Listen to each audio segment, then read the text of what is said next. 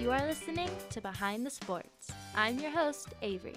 On this episode, we will be taking a look into the mind of collegiate athletes and how their mental health is affected when balancing sports, schoolwork, and everyday life. I had the opportunity to sit down with Division I track and field athlete Tommi Hintnaus. We discussed the role that mental health and anxiety has played in her track career at Arizona State. So sit back, relax, grab your snacks, and let's roll the interview. Tommi, thanks again so much for joining me today. Would you like to give the listeners more insight to your track career here at Arizona State? So I'm from Honolulu, Hawaii, and my dad was a Olympic pole vaulter in 1980 and 84. So he has a big influence on why I chose pole vault and track and field, and yeah. Alrighty. So today's first topic I kind of want to focus on is mental health. Mental health is kind of a term thrown around here and there. So the Merriam-Webster definition is the condition of being sound mentally and emotionally that is characterized by the absence of mental illness and by adequate adjustment, especially as reflected in feeling comfortable about oneself, positive feelings about others, and the ability to meet the demands of daily life. So that's a mouthful. To sum that up pretty much is the general condition of one's mental and emotional state. Mental health has become more prevalent in America as more people are openly willing to address it and spread the awareness to others, especially in the athletic world. For example, Mental Health Awareness Month is held in May, whereas Mental Health Day, October 10th, coming up soon. Mm-hmm. So what do you feel mental health is in the athlete world? I feel that mental health is very important in the athlete world, balancing the coaches' expectations and your own with school and track and just being confident. And mental health is, we talk about it a lot in different areas of athletic training. Like our coaches will talk about it, and then we also have so many resources on campus. Yeah.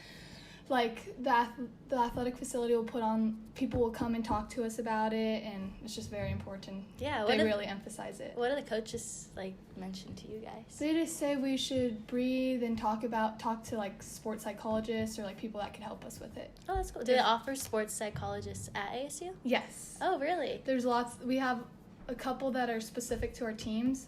We have our own sports psychologists. Yeah. Oh, wow. Mhm. So we have so many great things that we could go do if we are not doing well with our mental health. So how do you feel mental health is present in your life when it comes to sports? A couple of my friends have seen the sports psychologist, and they just said it really helps with, you could talk about anything. I haven't been personally, but I think it's a really good resource, and I would like to go. And I think this fall training that we're going through right now is a great time to go, just because we're being beat up. Our mental, getting through the workouts mentally is very tough, just because we have a high volume of running right now. You feel like you can't keep going, but your body, mentally you have to be I can do this, it's going to be okay. Yeah, so when you're going through that, do you, and you're running and training and all of that, do you kind of tune out other everyday life activities and you're just very focused? Oh, yeah.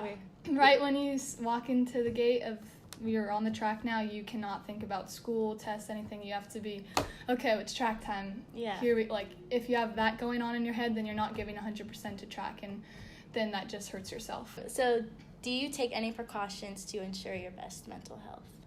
So personally, I listen to a lot of podcasts about mental health, and I listen to, I meditate, those apps that you just listen just before I go to bed, just to clear everything up and breathe. And I have so much school to think about and everything, and sports, so I just do that every night, and it really helps, just breathing and getting everything out. Yeah, do you load up your classes kind of in the fall, and that way in the spring you're just chilling through it? So right now I'm loaded up from 8 to 3 about every day in downtown campus, so I have to come back and forth and then practice. We had to switch all the practice times just for my classes, which is annoying because everyone is affected by it.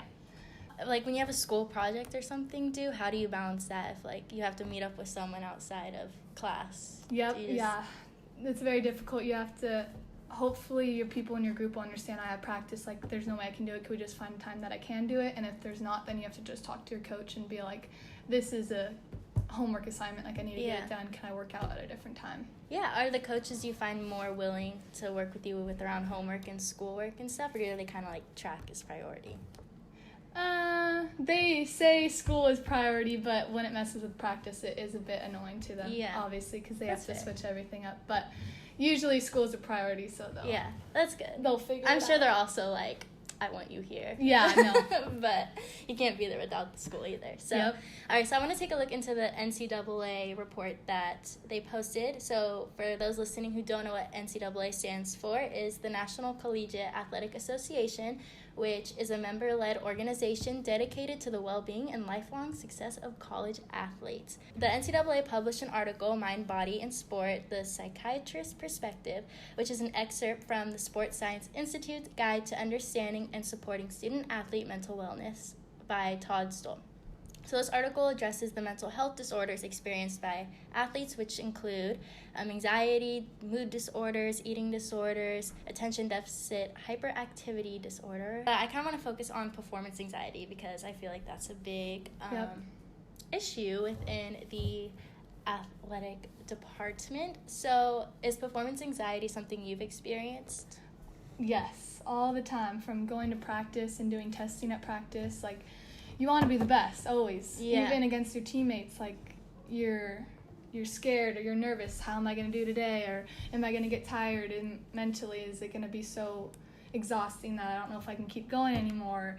Just all that kind of anxiety, especially with meets too. You get nervous because you're on a big platform and you want to perform good, and hopefully your practice just pays off.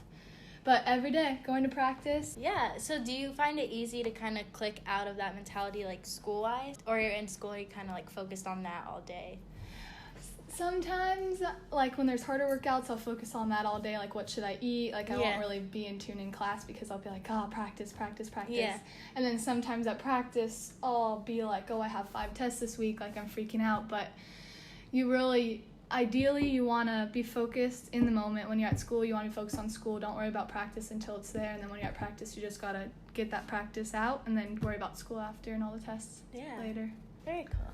All right. Well, thank you again for joining me today. Such a good conversation. That's all for Behind the Sports. Just want to give one more special thanks to Tommi for sitting down and opening up about such a huge universal topic that is very prevalent in society. That is all for the first episode of Behind the Sports, hosted by yours truly, Averi. Thank you for tuning in, and I will catch you on the next episode.